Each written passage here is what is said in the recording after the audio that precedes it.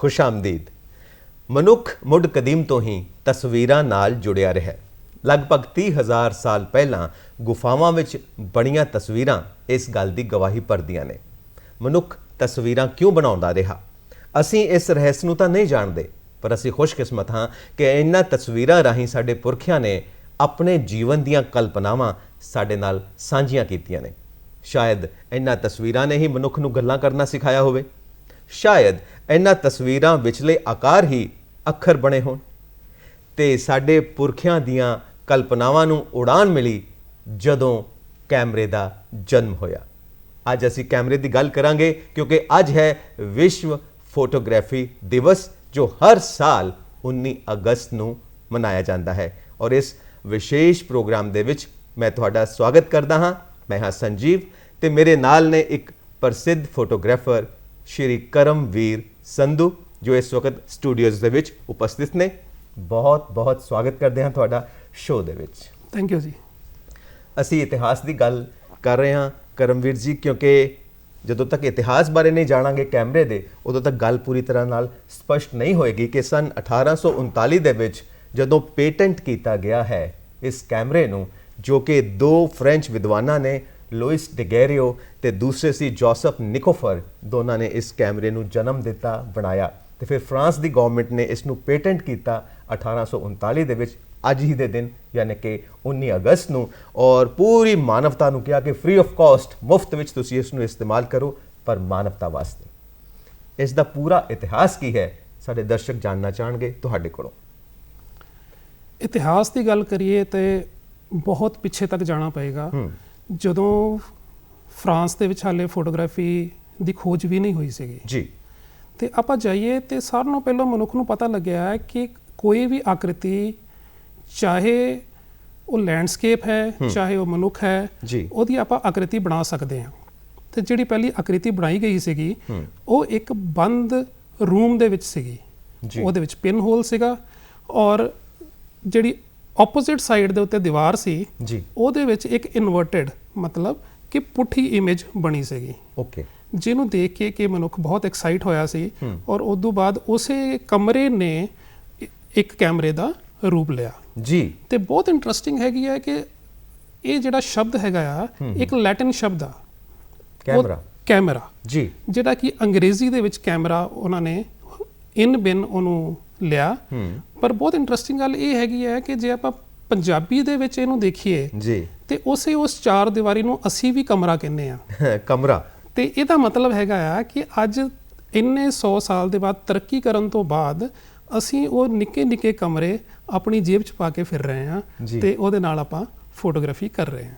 सब तो पहला तो इसका डिज़ाइन जो है 1685 विच भी सामने आया सी, पर उस तो जो पुरातन समा देखिए तो सन 1021 दे विच इराक की एक पुस्तक है बुक ऑफ ऑप्टिक्स, ਉਹਦੇ विच भी इसका जिक्र मिलता है। बल्कि काफ़ी पुरातन समय तो असीं देख रहे हैं कि मनुख नूं तस्वीरां दा शौक है। सो अज जिस पड़ाव ते पहुंची है फोटोग्राफी ते कैमरा, जिसनूं असीं कमरा भी कह सकते हाँ, सो इसका पूर्ण इतिहास की है। स्टार्टिंग उसे कमरे तो हुई सी, कमरे तो हुई, और उन्होंने नाम दिता गया सी कैमरा ऑब्सक्योरा जी। बहुत साल वो इदां ही रहा, ਉਹਦੇ ਉੱਤੇ कोई काम नहीं होया जी। उदों बाद जदों फ्रांस दे विच ये चीज़ां लभियां गईयां और पेपर दे उत्ते प्रिंट बना लिया गया, उदों बाद ਇਹਦੇ ਉੱਤੇ तरक्की बहुत जल्दी होनी शुरू हो गई। फिर एक छोटे वुडन बॉक्सेस, ਲੱਕੜ ਦੇ ਡੱਬੇ ਬਣਾਏ ਗਏ ਸੀਗੇ ਜੀ, ਜਿਨ੍ਹਾਂ ਦੇ ਦੁਆਰਾ ਫੋਟੋਗ੍ਰਾਫੀ ਹੁੰਦੀ ਸੀਗੀ। ਉਹਦੇ ਵਿੱਚ ਆਪਾਂ ਅਗਰ ਫੋਟੋਗ੍ਰਾਫੀ ਦਾ ਬੇਸ ਲਈਏ ਤੇ ਉਹਦੇ ਵਿੱਚ ਸਿਰਫ 3 ਕੁ ਚੀਜ਼ਾਂ ਨੇ, ਜਿਹਨੂੰ ਅਸੀਂ ISO, ਅਪਰਚਰ ਔਰ ਸ਼ਟਰ ਸਪੀਡ ਕਹਿੰਦੇ ਆ ਜੀ। ਤੇ ਉਦੋਂ ਲੈਂਸ ਦੇ ਅੱਗੇ ਇੱਕ ਢੱਕਣ ਲੱਗਾ ਹੁੰਦਾ ਸੀਗਾ, ਔਰ ਉਸ ਢੱਕਣ ਨੂੰ ਉਤਾਰ ਕੇ ਅਸੀਂ ਉਸ ਸ਼ਟਰ ਦਾ ਕੰਮ ਲੈਂਦੇ ਸੀਗੇ ਤੇ ਫੋਟੋਗ੍ਰਾਫੀ ਕਰਦੇ ਸੀਗੇ। ਅੱਜ भी अगर देखिए तो ਜਿਹੜੇ ਸਾਡੇ ਪੁਰਾਣੇ ਮਾਸਟਰਸ ਹੈਗੇ ਆ, ਜਿਨ੍ਹਾਂ ਨੇ ਉਹਨਾਂ ਵੁਡਨ ਬਾਕਸਿਸ ਦੇ ਵਿੱਚ ਕੰਮ ਕੀਤਾ ਆ ਜੀ, ਉਹਨਾਂ ਦੀ ਪਿਕਚਰਸ ਨੂੰ ਅੱਜ ਵੀ ਮਾਡਰਨ ਟੈਕਨੋਲੋਜੀ ਦੇ ਕੈਮਰਾਜ਼ ਦੇ ਨਾਲ ਖਿੱਚੇ ਹੋਏ ਫੋਟੋਗ੍ਰਾਫਰਸ ਮੈਚ ਨਹੀਂ ਕਰ ਪਾਉਂਦੇ, ਕਿਉਂਕਿ ਮੇਨ ਸੋਰਸ ਜਿਹੜਾ ਰॉ ਮਟੀਰੀਅਲ ਫੋਟੋਗ੍ਰਾਫੀ ਦਾ ਹੈਗਾ ਉਹ ਹੈਗਾ ਲਾਈਟ। ਤੇ ਉਹ ਜਿਹੜੀ ਗਣਨਾ ਲਾਈਟ ਦੀ ਉਹ ਕਰ ਲੈਂਦੇ ਸੀਗੇ, ਹਜੇ ਵੀ ਅਸੀਂ ਉਹ ਨਹੀਂ ਕਰ ਪਾ ਰਹੇ, ਉਹਨਾਂ ਦੇ ਨਜ਼ਦੀਕ ਅਸੀਂ ਨਹੀਂ ਪਹੁੰਚੇ ਹਾਂ। ਉਸ ਤੋਂ ਬਾਅਦ ਆਹਿਸਤਾ ਆਹਿਸਤਾ ਤਰੱਕੀ ਹੁੰਦੀ ਗਈ, कैमरा दे विच टैक्नोलॉजी आउंदी गई ਔਰ ਚੀਜ਼ਾਂ ਆਟੋਮੇਟ ਹੁੰਦੀਆਂ ਗਈਆਂ ਜੀ ਕਿ ਆਪਣੇ ਆਪ ਉਹ ਕਰਨਗੀਆਂ।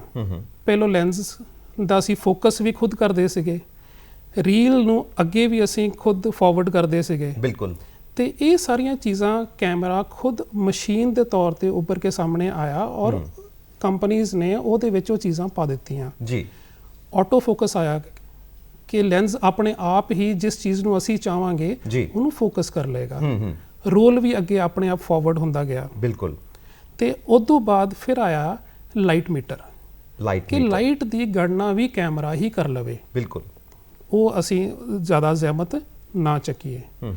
ਪਰ ਕਰਦੇ ਕਰਦੇ ਕਰਦੇ ਮਾਡਰਨ ਟਾਈਮਸ ਦੇ ਵਿੱਚ ਮੋਬਾਈਲਸ ਨੇ ਇਹਦੇ ਵਿੱਚ ਆਪਣੀ ਇੱਕ ਮਾਰਕੀਟ ਦੇਖੀ ਤੇ ਉਹਨਾਂ ਨੇ ਆਪਣੇ ਮੋਬਾਈਲ ਦੇ ਵਿੱਚ ਇੱਕ ਕੈਮਰਾ ਪਾ ਦਿੱਤਾ ਤੇ ਉਹਦੇ ਨਾਲ ਜੋੜ ਦਿੱਤੀ ਆਰਟੀਫੀਸ਼ੀਅਲ ਇੰਟੈਲੀਜੈਂਸ। ਓਕੇ। ਜਿਹੜੀ ਕਿ ਕੈਮਰਾਜ਼ ਦੇ ਵਿੱਚ ਨਹੀਂ ਹੁੰਦੀ ਸੀਗੀ। ਪਰ ਕੈਮਰਾਜ਼ ਦੀ ਕੰਪਨੀਆਂ ਨੇ ਸੋਚਿਆ ਕਿ ਨਹੀਂ, ਇਹ ਤਾਂ ਇੱਕ ਆਰਜੀਜੀ ਚੀਜ਼ ਹੈਗੀ ਆ, ਆਵੇਗੀ ਚਲੇ ਜਾਵੇਗੀ।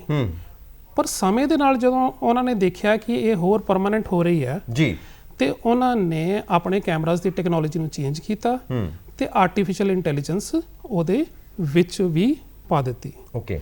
ਤੇ ਹੁਣ ਜਿਹੜੇ ਕੈਮਰਾਜ਼ ਹੈਗੇ ਨੇ ਉਹਨਾਂ ਦੇ ਵਿੱਚ ਜੇ ਆਪਾਂ ਆਰਟੀਫੀਸ਼ੀਅਲ ਇੰਟੈਲੀਜੈਂਸ ਨਾਲ ਦੇਖੀਏ ਤੇ ਅਸੀਂ ਉਹ ਚੀਜ਼ਾਂ ਜਿਹੜੀਆਂ ਕਿ ਅਸੀਂ ਲੈਬਸ ਦੇ ਵਿੱਚ, ਡਾਰਕ ਰੂਮ ਦੇ ਵਿੱਚ ਤਸਵੀਰ ਖਿੱਚਣ ਤੋਂ ਬਾਅਦ ਕਰਦੇ ਸੀਗੇ, ਉਹ ਅਸੀਂ ਤਸਵੀਰ ਖਿੱਚਣ ਤੋਂ ਪਹਿਲਾਂ ਕਰ ਸਕਦੇ ਹਾਂ। ਓਕੇ। ਇੱਕ ਰੰਗੀਨ ਤਸਵੀਰ ਅਸੀਂ ਲੈ ਸਕਦੇ ਹਾਂ ਤੇ ਉਸੇ ਵੇਲੇ ਹੀ ਉਸ ਚੀਜ਼ ਦੀ ਅਸੀਂ ਅਗਰ ਬਲੈਕ ਐਂਡ ਵਾਈਟ ਫੋਟੋ ਖਿੱਚਣੀ ਚਾਹੀਏ ਜਿਹਦੇ ਵਿੱਚ ਕਿ ਅਸੀਂ ਰੰਗੀਨ ਫਿਲਟਰਸ ਯੂਜ਼ ਕਰਦੇ ਸੀਗੇ, ਉਹ ਸਾਰੇ ਇਨ ਬਿਲਟ ਉਹਨਾਂ ਨੇ ਉਹਦੇ ਵਿੱਚ ਪਾਏ ਹੋਏ ਨੇ। ਅਸੀਂ ਚੂਜ਼ ਕਰ ਸਕਦੇ ਹਾਂ ਕਿ ਮੈਂ ਬਲੈਕ ਐਂਡ ਵਾਈਟ ਫੋਟੋ ਕਰਨੀ ਆ ਤੇ ਇਹਦੇ ਵਿੱਚ ਮੈਂ ਰੈੱਡ ਫਿਲਟਰ ਯੂਜ਼ ਕਰਨਾ ਸਬਜੈਕਟ ਦੇ ਅਕੋਰਡਿੰਗਲੀ, ਮੈਂ ਇਹਦੇ ਵਿੱਚ ਯੈਲੋ ਫਿਲਟਰ ਯੂਜ਼ ਕਰਨਾ ਜਾਂ ਮੈਂ ਇਹਦੇ ਵਿੱਚ ਗ੍ਰੀਨ ਫਿਲਟਰ ਯੂਜ਼ ਕਰਨਾ। ਫਿਰ ਪੁਰਾਣੇ ਜਿੰਨੇ ਕੈਮੀਕਲ ਪ੍ਰੋਸੈਸ ਸੀਗੇ ਜਿਹੜੇ ਕਿ ਡਿਫਰੈਂਟ ਰਿਜ਼ਲਟ ਦਿੰਦੇ ਸੀਗੇ, ਉਹ ਸਾਰੇ ਵੀ ਵਿੱਚ ਹੈਗੇ ਨੇ। ਚਾਹੇ ਉਹ ਸੇਪੀਆ ਹੋਵੇ, ਚਾਹੇ ਉਹ ਡੂਗਰ ਟਾਈਪ ਹੋਵੇ, ਜਾਂ ਉਹਦੇ ਵਿੱਚ ਕਾਪਰ ਦੀ ਲੁੱਕ ਹੋਵੇ, ਉਹ ਸਾਰਾ ਕੁਝ ਇਹਦੇ ਵਿੱਚ ਇਨਕੋਰਪੋਰੇਟ ਹੋ ਗਿਆ ਹੈ। ਫੋਟੋਗ੍ਰਾਫ ਨੂੰ ਇੱਕ ਖਾਸ ਰੂਪ ਵੀ ਦਿੰਦਾ ਹੈ, ਪਰ ਉਹਦੇ ਵਾਸਤੇ ਜ਼ਰੂਰੀ ਹੈ ਕਿ ਤੁਹਾਡੇ ਕੋਲ ਇੱਕ ਆਈਡੀਆ ਹੋਵੇ, ਤੁਹਾਡੇ ਕੋਲ ਇੱਕ ਕਨਸੈਪਟ ਹੋਵੇ, ਇੱਕ ਸੋਚ ਹੋਵੇ। ਔਰ ਅਸੀਂ ਜਦੋਂ ਵੀ ਕੋਈ ਤਸਵੀਰ ਦੇਖਦੇ ਹਾਂ, ਭਾਵੇਂ ਉਹਦੀਆਂ ਬਰੀਕੀਆਂ ਸਾਨੂੰ ਨਹੀਂ ਸਮਝ ਆਉਂਦੀਆਂ ਕਿਉਂਕਿ ਅਸੀਂ ਸਾਰੇ ਐਕਸਪਰਟ ਨਹੀਂ ਹੈ, ਪਰ ਫਿਰ ਵੀ ਸਾਨੂੰ ਲੱਗਦਾ ਕਿ ਉਹ ਤਸਵੀਰ ਸਾਡੇ ਨਾਲ ਗੱਲਾਂ ਕਰਦੀ ਹੈ। ਠੀਕ ਹੈ ਨਾ। ਔਰ ਸ਼ਾਇਦ ਇਸ ਤਸਵੀਰ ਦੀ ਭਾਸ਼ਾ ਨੂੰ ਜੋ ਅਸੀਂ ਸਮਝਦੇ ਹਾਂ, ਤਾਂ ਹੀ ਇਹ ਸਮਰੱਥਾ ਹੀ ਸਾਨੂੰ ਮਨੁੱਖ ਬਣਾਉਂਦੀ ਹੈ ਕਿ ਅਸੀਂ ਉਸ ਬੋਲੀ ਨੂੰ, ਫੋਟੋ ਦੀ ਬੋਲੀ ਨੂੰ, ਉਸ ਭਾਸ਼ਾ ਨੂੰ ਸਮਝ ਸਕਦੇ ਹਾਂ। ਸੋ ਇਹ ਭਾਸ਼ਾ, ਖੂਬਸੂਰਤੀ, ਕ੍ਰੀਏਟੀਵਿਟੀ ਇਹ ਕਿਸ ਤਰ੍ਹਾਂ ਇਨਸਾਨ ਦੇ ਅੰਦਰ ਡਿਵੈਲਪ ਹੋਣੀ ਚਾਹੀਦੀ, ਕਿਉਂਕਿ ਕੈਮਰਾ ਤਾਂ ਇੱਕ ਔਜ਼ਾਰ ਹੈ, ਇੱਕ ਟੂਲ ਹੈ ਤੁਹਾਡੇ ਕੋਲ। ਜੇ ਆਪਾਂ ਗੱਲ ਕਰੀਏ ਤੇ ਫੋਟੋਗ੍ਰਾਫੀ ਕਰਨ ਵਾਲੇ ਅਮੇਚਰਸ ਲੈ ਲਓ ਚਾਹੇ ਪ੍ਰੋਫੈਸ਼ਨਲਸ ਲੈ ਲਓ ਜੀ, ਉਹ ਜਨਰਲੀ ਇਸ ਚੀਜ਼ ਤੋਂ ਅਣਗੌਲੇ ਹੋ ਜਾਂਦੇ ਨੇ ਕਿ ਇਹ ਭਾਸ਼ਾ ਕੀ ਹੈਗੀ ਹੈ। ਉਹ ਤਸਵੀਰਾਂ ਤਾਂ ਦੇਖ ਲੈਂਦੇ ਨੇ ਅੱਛੇ ਫੋਟੋਗ੍ਰਾਫਰਸ ਦੀਆਂ, ਉਹ ਤਸਵੀਰਾਂ ਉਹਨਾਂ ਨੂੰ ਸੁੰਦਰ ਲੱਗ ਰਹੀਆਂ ਹੁੰਦੀਆਂ ਨੇ ਜੀ, ਔਰ ਉਹ ਇਹ ਸੋਚ ਬੈਠਦੇ ਨੇ ਕਿ ਨਹੀਂ, ਇਹ ਕੋਈ ਬਾਹਰ ਦਾ ਫੋਟੋਗ੍ਰਾਫਰ ਹੈ, ਇਹ ਸਪੈਸ਼ਲ ਜਗ੍ਹਾ ਤੇ ਗਿਆ ਆ ਔਰ ਉਹ ਜਿਹੜਾ ਉਹਨੇ ਈਵੈਂਟ ਕਵਰ ਕੀਤਾ ਉਹ ਬਹੁਤ ਗ੍ਰੈਂਡ ਔਰ ਵੱਡਾ ਈਵੈਂਟ ਸੀਗਾ, ਇਸ ਕਰਕੇ ਉਹਦੀਆਂ ਤਸਵੀਰਾਂ ਸੋਹਣੀਆਂ ਆ ਗਈਆਂ ਔਰ ਕੈਮਰਾ ਬਹੁਤ ਅੱਛਾ ਸੀ, ਜਾਂ ਉਹ ਵੱਡੇ ਸੈਲੀਬ੍ਰਿਟੀਜ਼ ਨੂੰ ਸ਼ੂਟ ਕਰ ਰਿਹਾ, ਇਸ ਕਰਕੇ ਉਹਦੇ ਜਿਹੜੇ ਪੋਰਟਰੇਟਸ ਹੈਗੇ ਨੇ ਉਹ ਜ਼ਿਆਦਾ ਬੈਟਰ ਆ ਰਹੇ ਨੇ। ਇਹ ਕਾਰਨ ਨਹੀਂ ਹੈ। ਉਹਦੇ ਨਾਲੋਂ ਤੁਹਾਨੂੰ ਸਾਰਿਆਂ ਨਾਲੋਂ ਪਹਿਲਾਂ ਕੀ ਕਰਨਾ ਪਵੇਗਾ ਕਿ ਤੁਹਾਨੂੰ ਇਹ ਭਾਸ਼ਾ ਸਿੱਖਣੀ ਪਵੇਗੀ। ਬਿਲਕੁਲ ਸਹੀ। ਔਰ ਮੈਂ ਮੰਨਦਾ ਹਾਂ ਕਿ ਇਹ ਫੋਟੋਗ੍ਰਾਫੀ ਦੀ ਭਾਸ਼ਾ ਜਿਹੜੀ ਹੈਗੀ ਹੈ, ਇਹ ਮਨੁੱਖ ਦੀ ਸਾਰਿਆਂ ਨਾਲੋਂ ਪਹਿਲੀ ਭਾਸ਼ਾ ਹੈਗੀ ਹੈ। ਕਿਉਂਕਿ ਪੇਂਟਿੰਗਸ ਆਪਾਂ ਅਗਰ ਦੇਖੀਏ ਜਾਂ ਆਪਾਂ ਗੱਲ ਕਰੀਏ ਆਕ੍ਰਿਤੀਆਂ ਦੀਆਂ ਜਿਹੜੀਆਂ ਕਿ ਗੁਫਾਵਾਂ ਦੇ ਵਿੱਚ ਆਪਾਂ ਨੂੰ ਮਿਲੀਆਂ ਹੈਗੀਆਂ ਜੀ, ਉਹਦੇ ਥਰੂ ਵੀ ਮਨੁੱਖ ਕਹਾਣੀ ਕਹਿਣਾ ਚਾਹੁੰਦਾ ਸੀਗਾ। ਬਿਲਕੁਲ ਸਹੀ। ਤੇ ਇਹ ਉਹਦਾ ਹੀ ਰੂਪ ਹੈਗਾ ਆ ਕਿ ਅਸੀਂ ਇੱਕ ਤਸਵੀਰ ਦੇ ਰਾਹੀਂ ਇੱਕ ਕਹਾਣੀ ਕਹਿਣਾ ਚਾਹੁੰਦੇ ਹਾਂ। ਬਿਲਕੁਲ। ਇੱਕ ਟਾਈਮ ਫਰੇਮ ਹੈ, ਇੱਕ ਸਪੇਸ ਹੈ ਸਾਡੇ ਕੋਲ। ਸਪੇਸ ਇੱਕ ਛੋਟਾ ਜਿਹਾ ਰੈਕਟੈਂਗਲ ਹੈਗਾ ਆ। ਬਿਲਕੁਲ। ਤੇ ਉਹਦੇ ਵਿੱਚ ਜਿਹੜੀਆਂ ਚੀਜ਼ਾਂ ਹੈਗੀਆਂ ਉਹਨਾਂ ਨੂੰ ਸਮੋ ਕੇ ਮੈਂ ਕਹਾਣੀ ਕਹਿਣਾ ਚਾਹੁੰਦਾ। ਹਾਂਜੀ। ਅੱਛਾ ਫੋਟੋਗ੍ਰਾਫਰ ਉਹੀ ਹੋ ਸਕਦਾ ਆ ਜਿਹੜਾ ਫਰੇਮ ਦੇ ਵਿੱਚ ਆਪਣੀਆਂ ਆਕ੍ਰਿਤੀਆਂ ਨੂੰ ਸੋਹਣੇ ਢੰਗ ਦੇ ਨਾਲ ਪਰੋ ਲੈਂਦਾ ਹੈ ਔਰ ਇੱਕ ਕਹਾਣੀ ਕਹਿ ਪਾਉਂਦਾ ਹੈ। ਬਿਲਕੁਲ ਸਹੀ। ਸੰਧੂ ਸਾਹਿਬ, ਕੋਈ ਵੀ ਕਲਾਕਾਰ ਜਿਉਂ-ਜਿਉਂ ਆਪਣੀ ਕਲਾ ਦੇ ਵਿੱਚ ਗਹਿਰਾਈ ਵਿੱਚ ਉਤਰਦਾ ਹੈ, ਤਿਉਂ-ਤਿਉਂ ਉਹਦੇ ਵਿੱਚ ਬਦਲਾਅ ਆਉਂਦੇ ਨੇ, ਉਹ ਹੋਰ ਖੂਬਸੂਰਤ ਹੋ ਜਾਂਦਾ ਹੈ। ਤੁਸੀਂ ਵੀ ਕਾਫੀ ਅਰਸੇ ਤੋਂ ਫੋਟੋਗ੍ਰਾਫੀ ਨਾਲ ਜੁੜੇ ਹੋਏ ਹੋ, ਇਸ ਬਦਲਾਅ ਨੂੰ ਤੁਸੀਂ ਕਿੰਨਾ ਕੁ ਮਹਿਸੂਸ ਕੀਤਾ ਔਰ ਤੁਸੀਂ ਆਪਣੇ ਕੰਮਾਂ ਬਾਰੇ ਵੀ ਜ਼ਰੂਰ ਦੱਸੋ। ਜਦੋਂ ਸ਼ੁਰੂਆਤੀ ਦੌਰ ਸੀਗਾ ਉਹ ਨੈਗੇਟਿਵ ਦਾ ਦੌਰ ਸੀਗਾ। ਉਦੋਂ ਅਸੀਂ ਨੈਗੇਟਿਵ ਫਿਲਮ ਤੇ ਸ਼ੂਟ ਕਰਦੇ ਸੀਗੇ ਜੀ, ਤੇ ਲੈਬਸ ਤੇ ਜਾ ਕੇ ਮਸ਼ੀਨਸ ਤੇ ਪ੍ਰਿੰਟ ਕਰਦੇ ਸੀ ਤੇ ਕੈਮੀਕਲ ਪ੍ਰੋਸੈਸ ਦੇ ਥਰੂ ਜਿਹੜੇ ਉਹ ਪ੍ਰਿੰਟ ਨਿਕਲਦੇ ਸੀ। ਉਹਦੇ ਵਿੱਚ ਦਿੱਕਤ ਇਹ ਆਉਂਦੀ ਸੀਗੀ ਕਿ ਜੋ ਮੇਰਾ ਥਾਟ ਹੈਗਾ ਆ, ਜਿੱਦਾਂ ਦੇ ਰੰਗ ਮੈਂ ਵੇਖੇ ਤੇ ਉਦਾਂ ਦੇ ਰੰਗ ਉਹ ਨੈਗੇਟਿਵ ਦੀ ਫਿਲਮ ਇੰਨੀ ਸ਼ਮਤਾ ਨਹੀਂ ਸੀਗੀ ਕਿ ਉਹ ਵਾਕਈ ਉਹ ਪ੍ਰੋਡਿਊਸ ਕਰੇ ਜੋ ਤੁਸੀਂ ਸੋਚਦੇ ਸੀ, ਜੋ ਸੋਚਦੇ ਸੀਗੇ। ਓਕੇ। ਕਿਉਂਕਿ ਉਹਦੇ ਲਈ ਸਾਨੂੰ ਫਿਲਮਾਂ ਵੀ ਚੇਂਜ ਕਰਨੀਆਂ ਪੈਂਦੀਆਂ ਸੀ ਔਰ ਬਹੁਤ ਸਾਰੀਆਂ ਰੱਖਣੀਆਂ ਪੈਂਦੀਆਂ ਸੀਗੀਆਂ। ISOs ਵੀ ਲਿਮਿਟਿਡ ਸੀਗੇ, ਉਹਦੇ ਲਈ ਵੀ ਸਾਨੂੰ ਬਹੁਤ ਸਾਰੇ ਰੂਲਸ ਪਾਉਣੇ ਪੈਂਦੇ ਸੀਗੇ। ਤੇ ਦਿੱਕਤ ਆਉਂਦੀ ਸੀ ਕਿ ਜੇ ਇੱਕ ਫਰੇਮ ਮੈਂ ਇੱਕ ਢੰਗ ਨਾਲ ਸੋਚਿਆ ਤੇ ਦੂਸਰਾ ਫਰੇਮ ਮੈਂ ਹੋਰ ਢੰਗ ਨਾਲ ਸੋਚਿਆ ਤਾਂ ਮੈਂ ਰੋਲ ਚੇਂਜ ਨਹੀਂ ਕਰ ਸਕਦਾ, ਮੈਨੂੰ ਉਹਦੇ ਉੱਤੇ ਹੀ ਕੰਮ ਕਰਨਾ ਪਵੇਗਾ ਜੀ। ਪਰ ਉਹ ਜੇ ਅਸੀਂ ਆਪਰੇਟਰ ਨੂੰ ਜਿਹੜਾ ਪ੍ਰਿੰਟ ਕਰਦਾ ਸੀਗਾ ਉਹਨੂੰ ਸਮਝਾਉਂਦੇ ਸੀ ਤੇ ਉਹ ਉਸ ਲੈਵਲ ਤੱਕ ਉਹ ਕਲਰਸ ਨਹੀਂ ਦੇ ਪਾਉਂਦਾ ਸੀ ਜੋ ਸਾਡੇ ਦਿਮਾਗ 'ਚ ਹੁੰਦੇ ਸੀਗੇ। ਜੀ ਜੀ ਜੀ। ਤੇ ਇਹ ਬਦਲਾਵ ਜਿਹੜੇ ਮੇਰੇ 'ਚ ਆਏ ਹੈਗੇ ਨੇ ਇਹ ਉਦੋਂ ਆਏ ਨੇ ਜਦੋਂ ਆਰਟੀਫਿਸ਼ੀਅਲ ਇੰਟੈਲੀਜੈਂਸ ਕੈਮਰਾਸ ਦੇ ਵਿੱਚ ਪੈ ਗਈ। ਓਕੇ। ਉਸ ਤੋਂ ਬਾਅਦ ਤਾਂ ਸਮਝ ਲਓ ਕਿ ਜਿੱਦਾਂ ਪੰਖ ਲੱਗ ਗਏ ਨੇ ਤੇ ਮੈਂ ਉਡਾਰੀ ਮਾਰ ਰਿਹਾ ਨਾ, ਜੀ ਜੀ, ਉਹ ਹਾਲ ਹੋ ਗਿਆ। ਮਤਲਬ ਕਾਫੀ ਕੁਝ ਤੁਹਾਡੇ ਆਪਣੇ ਕੰਟਰੋਲ 'ਚ ਆ ਗਿਆ ਨਾ। ਉਹ ਸਾਡੇ ਕੰਟਰੋਲ ਦੇ ਵਿੱਚ ਆ ਗਿਆ ਔਰ ਜੋ ਮੇਰੇ ਦਿਮਾਗ ਦੇ ਵਿੱਚ ਕਿਸੇ ਵਿਜ਼ੂਅਲ ਪ੍ਰਤੀ ਜਿੱਦਾਂ ਦੀ ਆਕ੍ਰਿਤੀ ਹੁੰਦੀ ਹੈ ਨਾ ਜੀ, ਉਹ ਅਸੀਂ ਸ਼ੂਟ ਕਰਨ ਤੋਂ ਪਹਿਲਾਂ ਬਣਾ ਸਕਦੇ ਹਾਂ। ਜੀ ਜੀ। ਜਿੱਦਾਂ ਲੋਕਡਾਊਨ ਦੇ ਵਿੱਚ ਮੈਂ ਬਹੁਤ ਸਮਾਂ ਆਪਣੇ ਘਰ ਦੀ ਛੱਤ ਤੇ ਬੈਠ ਕੇ ਟੀਵੀ ਟਾਵਰ ਨੂੰ ਦੇਖਿਆ। ਸਾਡਾ ਦੂਰਦਰਸ਼ਨ ਦਾ ਟੀਵੀ ਟਾਵਰ। ਦੂਰਦਰਸ਼ਨ ਦਾ ਟੀਵੀ ਟਾਵਰ। ਵਾਓ। ਸਵੇਰੇ ਮੈਂ ਅਰਲੀ ਮਾਰਨਿੰਗ ਸਨਰਾਈਜ਼ ਤੋਂ ਪਹਿਲਾਂ ਉੱਠ ਜਾਂਦਾ ਸੀਗਾ ਤੇ ਚਾਹ ਦਾ ਕੱਪ ਲੈ ਕੇ ਉੱਥੇ ਬੈਠ ਜਾਂਦਾ ਸੀਗਾ ਜੀ।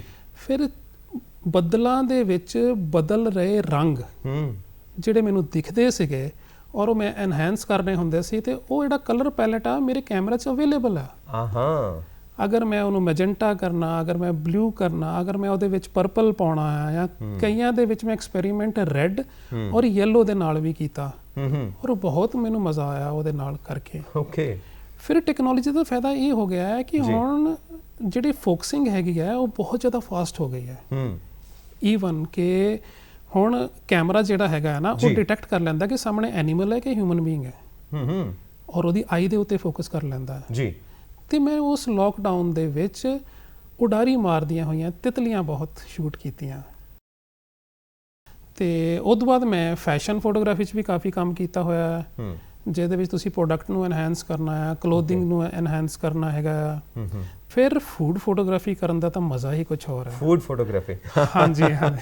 ਓਕੇ। ਉਹ ਇੱਕੋ ਹੀ ਦਿਨ ਦੇ ਵਿੱਚ ਇੰਨਾ ਲਜ਼ੀਜ਼ ਖਾਣਾ ਔਰ ਉਹਦੀ ਸਪੈਸ਼ਲਿਟੀ ਇਹ ਹੈ ਕਿ ਜਿੰਨੀਆਂ ਇਹਦੀਆਂ ਡਿਫਰੈਂਟ ਸਟਰੀਮਸ ਹੈਗੀਆਂ ਜੇ ਆਪਾਂ ਕਹੀਏ ਤੇ ਇਹ ਅਣਗਿਣਤ ਹੋ ਜਾਂਦੀਆਂ ਨੇ, ਇਹਨੂੰ ਡਿਵਾਈਡ ਕਰਦੇ ਚਲੋ ਔਰ ਇਹਦੀ ਡਿਵੀਜ਼ਨ ਹੁੰਦੀ ਜਾਂਦੀ ਹੈ। ਪਰ ਉਹਦਾ ਜਿਹੜਾ ਬੇਸ ਹੈਗਾ ਫੋਟੋਗ੍ਰਾਫੀ ਦਾ ਉਹ ਬਹੁਤ ਸੂਖਸ਼ਮ ਆ, ਬਹੁਤ ਛੋਟਾ ਆ, ਲਾਈਟ ਹੈਗੀ ਹੈ ਔਰ ਤੁਸੀਂ ਇੱਕ ਕਹਾਣੀ ਕਹਿਣੀ ਹੈਗੀ ਹੈ। ਤੇ ਉਹ ਕਹਾਣੀ ਕਿੱਦਾਂ ਕਹਿਣੀ ਹੈਗੀ ਹੈ ਤੁਹਾਨੂੰ ਐਕਸਪੀਰੀਅੰਸ ਦੇ ਨਾਲ ਤੁਸੀਂ ਕਰਦੇ ਹੋ। ਜਿੱਦਾਂ ਫੋਰ ਐਗਜ਼ਾਮਪਲ ਫੈਸ਼ਨ ਆ, ਫੈਸ਼ਨ ਦੇ ਵਿੱਚ ਤੁਸੀਂ ਕਲੋਥਸ ਨੂੰ ਕਿੰਨੇ ਡਿਟੇਲ ਦੇ ਨਾਲ, ਕਿੰਨੇ ਐਲੀਗੈਂਟਲੀ ਔਰ ਕਿੰਨਾ ਸੁੰਦਰ ਦਿਖਾ ਸਕਦੇ ਹੋ, ਉਹਨੇ ਤੁਸੀਂ ਸਕਸੈਸਫੁਲ ਹੈਗੇ ਹੋ। ਤੇ ਫੂਡ ਦੇ ਵਿੱਚ ਬਗੈਰ ਟੇਸਟ ਕੀਤੇ ਹੋਏ ਅਗਰ ਕੋਈ ਹੋਰ ਤੁਹਾਡੀ ਤਸਵੀਰ ਨੂੰ ਦੇਖੇ ਔਰ ਉਹਦਾ ਉਸ ਡਿਸ਼ ਨੂੰ ਖਾਣ ਨੂੰ ਦਿਲ ਕਰੇ, ਮਤਲਬ ਕਿ ਜਿਹੜੀ ਡਿਸ਼ ਹੈਗੀ ਆ ਉਹ ਵੇਖਣ ਨੂੰ ਡਿਲੀਸ਼ੀਅਸ ਲੱਗੇ ਤਾਂ ਉਹ ਅੱਛੀ ਪਿਕਚਰ ਹੈਗੀ, ਅੱਖਾਂ ਨੂੰ ਟੇਸਟੀ ਲੱਗੇ। ਹਾਂ, ਇਹ ਮੈਂ ਫੂਡ ਫੋਟੋਗ੍ਰਾਫੀ ਤੇ ਵੀ ਕਾਫੀ ਕੰਮ ਕੀਤਾ ਹੈਗਾ। ਹੁਣ ਗੱਲ ਇਹ ਹੈ ਕਿ ਅੱਜ ਹੈ ਵਿਸ਼ਵ ਫੋਟੋਗ੍ਰਾਫੀ ਦਿਵਸ ਤੇ ਐਮੇਚਿਓਰਸ ਦੀ ਅਸੀਂ ਗੱਲ ਕੀਤੀ ਹੈ, ਜਿਨ੍ਹਾਂ ਨੂੰ ਸ਼ੌਕ ਹੈ ਉਹਨਾਂ ਦੀ ਅਸੀਂ ਗੱਲ ਕਰ ਰਹੇ ਹਾਂ, ਪ੍ਰੋਫੈਸ਼ਨਲਸ ਦੀ ਗੱਲ ਕਰ ਰਹੇ ਹਾਂ। ਕਿਸ ਤਰ੍ਹਾਂ ਉਹਨਾਂ ਦੇ ਅੰਦਰ ਹੋਰ ਬਿਹਤਰ ਚੀਜ਼, ਹੋਰ ਪਿਆਰ ਪੈਦਾ ਕੀਤਾ ਜਾਵੇ ਤਾਂ ਕਿ ਫੋਟੋਗ੍ਰਾਫੀ ਦੀ ਇਹ ਕਲਾ ਪੂਰੇ ਸਮਾਜ ਦੇ ਵਿੱਚ ਇੱਕ ਪੋਜ਼ਿਟਿਵ ਸੁਨੇਹਾ ਲੈ ਕੇ ਤੁਰੇ। ਤੁਸੀਂ ਅਮੇਚਰਸ ਦੀ ਗੱਲ ਕੀਤੀ ਹੈਗੀ ਹੈ, ਪਰ ਤੁਹਾਨੂੰ ਜਾਣ ਕੇ ਹੈਰਾਨੀ ਹੋਵੇਗੀ ਕਿ ਅੱਜ ਦੇ ਯੁੱਗ ਦੇ ਵਿੱਚ ਜੇ ਦੇਖਿਆ ਜਾਵੇ ਤਾਂ ਕੁਝ ਅਮੇਚਰਸ ਇਹੋ ਜਿਹੇ ਨੇ ਜਿਨ੍ਹਾਂ ਕੋਲ ਪ੍ਰੋਫੈਸ਼ਨਲਸ ਨਾਲੋਂ ਜ਼ਿਆਦਾ ਨੌਲੇਜ ਹੈਗੀ ਹੈ। ਬਿਲਕੁਲ ਸਹੀ ਹੈ। ਔਰ ਜ਼ਿਆਦਾ ਬਿਹਤਰ ਤਸਵੀਰਾਂ ਉਹ ਖਿੱਚ ਲੈਂਦੇ ਨੇ। ਬਿਲਕੁਲ। ਤੇ ਆਪਾਂ ਇਹਨੂੰ ਕੈਟੇਗਰੀ ਇਸੇ ਕਰਕੇ ਡਿਵਾਈਡ ਕਰਦੇ ਹਾਂ ਕਿ ਉਹ ਉਸ ਕਿੱਤੇ ਤੋਂ ਪੈਸੇ ਨਹੀਂ ਕਮਾ ਰਹੇ, ਇਹ ਉਹਨਾਂ ਦਾ ਰੋਜ਼ਗਾਰ ਨਹੀਂ ਹੈ, ਇਹ ਉਹਨਾਂ ਦਾ ਸਿਰਫ ਸ਼ੌਕ ਹੈਗਾ ਇਸ ਕਰਕੇ। ਬਿਲਕੁਲ। ਤੇ ਮੈਂ ਸਾਰਿਆਂ ਨੂੰ ਇਹੀ ਕਹਿਣਾ ਚਾਹੂੰਗਾ ਕਿ ਜੇ ਤੁਸੀਂ ਆਪਣੇ ਇਸ ਕਰਾਫਟ ਨੂੰ ਹੋਰ ਬਿਹਤਰ ਕਰਨਾ ਚਾਹੁੰਦੇ ਹੋ ਤੇ ਸਾਰਿਆਂ ਨਾਲੋਂ ਪਹਿਲਾਂ ਇਹ ਸੋਚੋ ਕਿ ਕੋਈ ਵੀ ਚੀਜ਼ ਹੈਗੀ ਹੈ ਉਹਦੀ ਸੁੰਦਰਤਾ ਕਿੱਥੇ ਹੈ। ਉਸ ਸੁੰਦਰਤਾ ਨੂੰ ਜਦ ਤੱਕ ਤੁਸੀਂ ਨਹੀਂ ਖੋਜ ਲੈਂਦੇ ਜੀ, ਆਪਣੇ ਅੰਦਰ, ਆਪਣੇ ਦਿਮਾਗ ਦੇ ਅੰਦਰ, ਆਪਣੀ ਪਰਸਨੈਲਿਟੀ ਦੇ ਅੰਦਰ ਉਹ ਸੁੰਦਰਤਾ ਤੁਹਾਡੇ ਨਹੀਂ ਆ ਜਾਂਦੀ ਤੇ ਉਹ ਤੁਹਾਡੀ ਤਸਵੀਰਾਂ ਦੇ ਵਿੱਚ ਤਦ ਤੱਕ ਨਹੀਂ ਆ ਸਕਦੀ। ਕਿਉਂਕਿ ਇਹ ਜਿਹੜਾ ਕਰਾਫਟ ਹੈਗਾ ਆ ਇਹ ਤੁਹਾਡੀ ਹੀ ਐਕਸਟੈਂਸ਼ਨ ਆ, ਤੁਹਾਡਾ ਹੀ ਇੱਕ ਪਾਰਟ ਹੈਗਾ। ਤੁਹਾਡਾ ਆਪਣਾ ਐਕਸਪ੍ਰੈਸ਼ਨ ਹੈਗਾ, ਕਿਉਂਕਿ ਕੈਮਰਾ ਹੌਲੀ ਹੌਲੀ ਤੁਹਾਡੇ ਹੱਥ ਦੀ ਐਕਸਟੈਂਸ਼ਨ ਬਣ ਜਾਂਦਾ। ਬਿਲਕੁਲ ਸਹੀ। ਤੁਹਾਡੇ ਬੋਡੀ ਦਾ ਇੱਕ ਪਾਰਟ ਬਣ ਜਾਂਦਾ ਆ, ਜਿਹਦੇ ਥਰੂ ਤੁਸੀਂ ਚੀਜ਼ਾਂ ਕਹਿੰਦੇ ਹੋ, ਔਰ ਉਸ ਕਹਿਣ ਲਈ ਤੁਹਾਡੀ ਆਪਣੀ ਸੁੰਦਰਤਾ ਜ਼ਰੂਰੀ ਹੈਗੀ ਹੈ। ਤੇ ਉਹ 'ਤੇ ਡਿਪੈਂਡ ਕਰਦਾ ਹੈਗਾ ਕਿ ਤੁਸੀਂ ਕਿੰਨੀਆਂ ਕੁ ਕਿਤਾਬਾਂ ਪੜ੍ਹੀਆਂ ਨੇ, ਕਿੰਨੀਆਂ ਕੁ ਫਿਲਮਾਂ ਦੇਖੀਆਂ ਨੇ, ਕਿੰਨੀਆਂ ਕੁ ਤਸਵੀਰਾਂ ਵੇਖੀਆਂ ਨੇ, ਔਰ ਤੁਹਾਡੇ ਵਿਚਾਰ ਕਿੱਦਾਂ ਦੇ ਨੇ। ਜ਼ਿੰਦਗੀ ਨੂੰ ਕਿੰਨੀ ਗਹਿਰਾਈ ਵਿੱਚ ਸਮਝਦੇ ਹੋ ਤੁਸੀਂ। ਉਹੀ ਗਹਿਰਾਈ ਜਿਹੜੀ ਹੈਗੀ ਆ ਉਹ ਤੁਹਾਡੀ ਤਸਵੀਰਾਂ ਦੇ ਵਿੱਚ ਮੁੜ ਕੇ ਆਵੇਗੀ। ਮਤਲਬ ਤੁਹਾਡੇ ਅੰਦਰ ਦਾ ਅਕਸ ਹੀ ਹੈ ਜਿਹੜਾ ਬਾਹਰ ਪ੍ਰਿੰਟ ਹੁੰਦਾ ਹੈ। ਔਰ ਕਿਹਾ ਜਾਂਦਾ ਹੈ ਕਿ ਇਨਸਾਨ ਨੇ ਜਦੋਂ ਤਰੱਕੀ ਕੀਤੀ ਹੈ ਗੁਫਾਵਾਂ ਤੋਂ ਲੈ ਕੇ ਅੱਜ ਦੀ ਤਾਰੀਖ ਤੱਕ, ਤਾਂ ਸਭ ਤੋਂ ਵਧੀਆ ਜਿਹੜਾ ਟਰਨਿੰਗ ਪੁਆਇੰਟ ਰਿਹਾ ਹੈ ਉਹ ਹੈ ਕੈਮਰਾ ਤੇ ਉਸ ਤੋਂ ਬਾਅਦ ਪ੍ਰਿੰਟਿੰਗ। ਇਸ ਦੇ ਖਾਸ ਤੌਰ ਤੇ ਬਦਲਾਵ ਲਿਆਂਦੇ ਨੇ ਇਨਸਾਨ ਦੇ ਜੀਵਨ ਵਿੱਚ ਵੀ, ਸੋਚ ਦੇ ਵਿੱਚ ਵੀ। ਔਰ ਅਸੀਂ ਦੇਖਦੇ ਹਾਂ ਕਿ ਥਾਂ ਦੀਆਂ ਫੋਟੋਆਂ, ਜਿੱਥੇ ਅਸੀਂ ਨਹੀਂ ਜਾ ਸਕਦੇ ਉਸ ਥਾਂ ਨੂੰ ਅਸੀਂ ਫੋਟੋ ਦੇ ਵਿੱਚ ਦੇਖਦੇ ਹਾਂ, ਪ੍ਰਿੰਟ ਹੋ ਕੇ ਸਾਡੇ ਕੋਲ ਆ ਜਾਂਦੀਆਂ ਨੇ। ਬੁੱਕਸ ਨੇ, ਥਾਂ ਦਾ ਲਿਟਰੇਚਰ ਹੈ ਪ੍ਰਿੰਟ ਹੋ ਕੇ ਆਉਂਦਾ ਹੈ, ਅਸੀਂ ਉੱਥੇ ਨਹੀਂ ਜਾ ਸਕਦੇ। ਕਈ ਵਾਰ ਉਹ ਬੁੱਕਸ ਸਾਡੇ ਕੋਲ ਅਵੇਲੇਬਲ ਨਹੀਂ ਹੁੰਦੀਆਂ ਸੀ ਪਿਛਲੇ ਸਮਿਆਂ ਦੇ ਵਿੱਚ, ਅੱਜ ਸਭ ਕੁਝ ਹੈ। ਸੋ ਇਹ ਸਾਇੰਸ ਦੀ ਤਰੱਕੀ ਹੈ, ਔਰ ਨਾਲ ਇਨਸਾਨ ਦੇ ਜੋ ਵਿਚਾਰ ਨੇ ਉਹਨਾਂ ਨੂੰ ਵੀ ਉਨੀ ਤਰੱਕੀ ਮਿਲਣੀ ਚਾਹੀਦੀ ਹੈ ਤਾਂ ਕਿ ਇਸ ਚੀਜ਼ ਨੂੰ ਸਹੀ ਤਰ੍ਹਾਂ ਨਾਲ ਇਸਤੇਮਾਲ ਕਰੇ। ਕੀ ਦੇਖਦੇ ਹੋ ਤੁਸੀਂ, ਜੋ ਐਮੇਚਿਓਰਸ ਨੇ, ਜੋ ਪ੍ਰੋਫੈਸ਼ਨਲਸ ਨੇ, ਜੋ ਇਸ ਚੀਜ਼ ਨੂੰ ਬਿਜ਼ਨਸ ਬਣਾਉਣਾ ਚਾਹੁੰਦੇ ਨੇ, ਪ੍ਰੋਫੈਸ਼ਨ ਬਣਾਉਣਾ ਚਾਹੁੰਦੇ ਨੇ, ਕੀ ਗਾਈਡਲਾਈਨਸ ਨੇ, ਕਿੱਦਾਂ ਤੁਰਨਾ ਇਸ ਰਸਤੇ ਦੇ ਉੱਤੇ? ਜਿਹੜੇ ਇਸ ਨੂੰ ਆਪਣਾ ਪ੍ਰੋਫੈਸ਼ਨ ਬਣਾਉਣਾ ਚਾਹੁੰਦੇ ਨੇ ਨਾ ਜੀ, ਉਹਨਾਂ ਵਾਸਤੇ ਤਾਂ ਇਹੀ ਹੈਗਾ ਕਿ ਸਾਰਿਆਂ ਨਾਲੋਂ ਪਹਿਲਾਂ ਤੁਸੀਂ ਕੋਈ ਵੀ ਕੰਮ ਕਰਦੇ ਹੋ ਤੇ ਤੁਸੀਂ ਉਹਦੇ ਰॉ ਮਟੀਰੀਅਲ ਨੂੰ ਅੰਡਰਸਟੈਂਡ ਕਰਦੇ ਹੋ। ਤੇ ਫੋਟੋਗ੍ਰਾਫੀ ਦੇ ਵਿੱਚ ਜਿਹੜਾ ਰॉ ਮਟੀਰੀਅਲ ਹੈਗਾ ਉਹ ਹੈਗੀ ਹੈ light. Photo means how to capture light. ਜੇ ਤੁਸੀਂ ਇਸ ਰੋਸ਼ਨੀ ਨੂੰ ਅੰਡਰਸਟੈਂਡ ਕਰ ਜਾਓਗੇ ਔਰ ਇਹਨੂੰ ਕਿਸੇ ਹੱਦ ਤੱਕ ਕੰਟਰੋਲ ਕਰਨਾ ਸਿੱਖ ਜਾਓਗੇ, ਅਸੀਂ ਓਵਰਪਾਵਰ ਨਹੀਂ ਕਰ ਸਕਦੇ। ਸਨਲਾਈਟ ਇਸ ਬਹੁਤ ਜ਼ਿਆਦਾ ਪਾਵਰਫੁਲ ਹੈਗੀ, ਅਸੀਂ ਉਹਨੂੰ ਓਵਰਪਾਵਰ ਨਹੀਂ ਕਰ ਸਕਦੇ। ਅਸੀਂ ਉਹਦੇ ਫਲੋ ਦੇ ਨਾਲ ਚੱਲ ਸਕਦੇ ਹਾਂ, ਚਾਹੇ ਉਹ ਇਨਡੋਰ ਹੋਵੇ ਚਾਹੇ ਉਹ ਆਊਟਡੋਰ ਹੋਵੇ।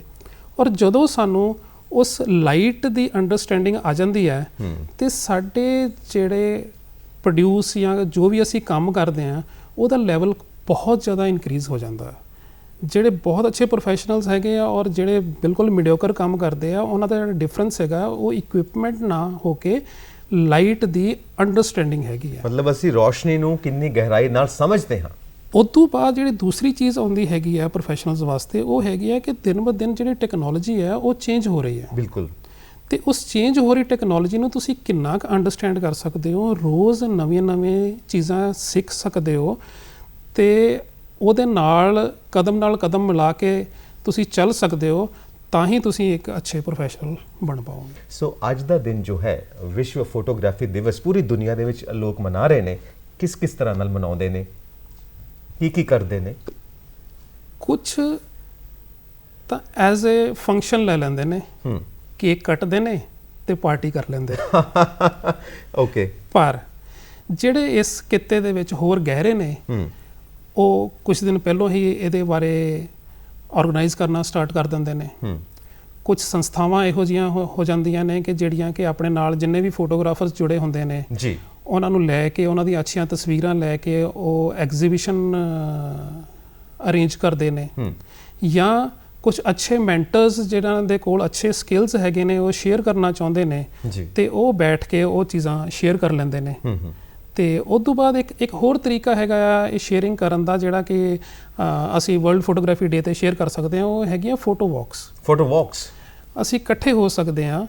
ਬੇਸ਼ੱਕ ਤੇ ਹੁਣ ਥੋੜੀ ਜਿਹੀ ਸਮੱਸਿਆ ਹੈਗੀ ਆ ਲਾਕਡਾਊਨ ਕਰਕੇ, ਕਰੋਨਾ ਕਰਕੇ, ਪਰ ਉੱਦਾਂ ਅਸੀਂ ਇਕੱਠੇ ਹੋ ਕੇ ਇੱਕ ਮੈਂਟਰ ਨਾਲ ਲਿਜਾ ਕੇ ਤੇ ਉਹਦੇ ਕੋਲੋਂ ਅਸੀਂ ਫੀਲਡ ਦੇ ਵਿੱਚ ਉਹ ਚੀਜ਼ਾਂ ਸਿੱਖ ਸਕਦੇ ਹਾਂ। ਤੇ ਇੱਦਾਂ ਅਸੀਂ ਹੋਰ ਜਿਹੜੀ ਆਪਣੀ ਇਨਫੋਰਮੇਸ਼ਨਸ ਹੈਗੀਆਂ ਜਾਂ ਹੋਰ ਆਪਣੀਆਂ ਸਕਿੱਲਸ ਹੈਗੀਆਂ, ਉਹਨਾਂ ਨੂੰ ਵਧਾ ਕੇ ਅਸੀਂ ਇਹ ਦਿਨ ਮਨਾਉਂਦੇ। ਕਿਉਂਕਿ ਸੰਧੂ ਸਾਹਿਬ ਇੰਟਰਨੈਟ ਦਾ ਜ਼ਮਾਨਾ ਹੈ ਔਰ ਸਨ 2010 ਤੋਂ ਜਿਹੜਾ ਤੁਸੀਂ ਪ੍ਰਦਰਸ਼ਨੀ ਦੀ ਗੱਲ ਕੀਤੀ, ਐਗਜ਼ੀਬਿਸ਼ਨਸ ਨੈਟ ਉੱਤੇ ਵੀ ਨੇ ਕਿ ਅੱਛੇ ਫੋਟੋਗ੍ਰਾਫਰਸ ਆਪਣੀਆਂ ਵਧੀਆ ਫੋਟੋਗ੍ਰਾਫਸ ਅਪਲੋਡ ਕਰਦੇ ਨੇ। ਕੰਪੀਟੀਸ਼ਨਸ ਹੁੰਦੇ ਨੇ ਜੋ ਇੰਟਰਨੈਟ ਦੇ ਉੱਤੇ ਸਾਰੇ ਕੰਪੀਟੀਸ਼ਨਸ ਚੱਲਦੇ ਨੇ, ਕਿਉਂਕਿ ਉੱਥੇ ਵੀ ਗੈਲਰੀ ਬਣੀ ਹੋਈ ਹੈ। ਇਹ ਵੀ ਇੱਕ ਅੱਛਾ ਤਰੀਕਾ ਹੈ ਪ੍ਰਮੋਟ ਕਰਨ ਦਾ ਫੋਟੋਗ੍ਰਾਫੀ ਨੂੰ। ਹਾਂ, ਇੱਕ ਬਹੁਤ ਅੱਛਾ ਤਰੀਕਾ ਹੈਗਾ। ਆਪਾਂ ਜੋ ਦੇਖ ਲਈਏ ਕਿ ਟੈਕਨੋਲੋਜੀ ਜਿਹੜੀ ਡਿਵੈਲਪ ਹੋਈ ਹੈ ਨਾ ਜੀ, ਮੈਨੂੰ ਤਾਂ ਲੱਗਦਾ ਕਿ ਫੇਸਬੁੱਕ ਔਰ ਇੰਸਟਾਗ੍ਰਾਮ ਤਾਂ ਬਣੀ ਹੀ ਫੋਟੋਗ੍ਰਾਫਰਸ ਵਾਸਤੇ ਹੈਗੀ ਹੈ। ਸੋਸ਼ਲ ਬੁੱਕ ਅਪਲੋਡਸ ਨੇ, ਬਾਕੀ ਤਾਂ ਹੋਰ ਚੀਜ਼ਾਂ ਉਹ ਫੈਮਿਲੀ ਦੀਆਂ ਲੋਕੀ ਅਪਲੋਡ ਕਰ ਦਿੰਦੇ ਨੇ ਤੇ ਉਹ ਤਾਂ ਮੈਨੂੰ ਲੱਗਦਾ ਕਿ ਬੇਈਮਾਨੀ ਹੈਗੀਆਂ ਨੇ।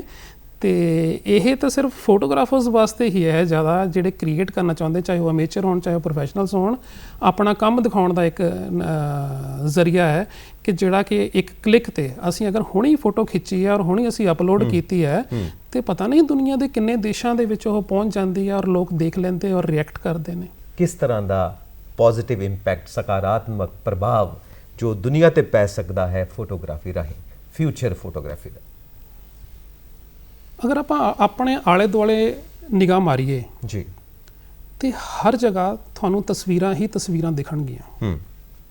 ਇਹ ਪੋਸੀਬਲ ਹੋਇਆ ਮਾਡਰਨ ਟੈਕਨੋਲੋਜੀ ਤੋਂ ਬਾਅਦ। ਜੀ ਜਿੱਦਾਂ ਜਿੱਦਾਂ ਫੋਟੋਗ੍ਰਾਫੀ ਸਾਰਿਆਂ ਨੂੰ ਅਸੈਸਿਬਲ ਹੋਈ ਹੈ, ਜੀ ਹਰ ਇੱਕ ਬੰਦਾ ਕਰ ਸਕਦਾ ਹੈ, ਉੱਦਾਂ ਇਹਦਾ ਵਿਸਤਾਰ ਹੋਇਆ ਔਰ ਆਉਣ ਵਾਲੇ ਟਾਈਮ ਦੇ ਵਿੱਚ ਇਹਦਾ ਹੋਰ ਵਿਸਤਾਰ ਹੋਏਗਾ।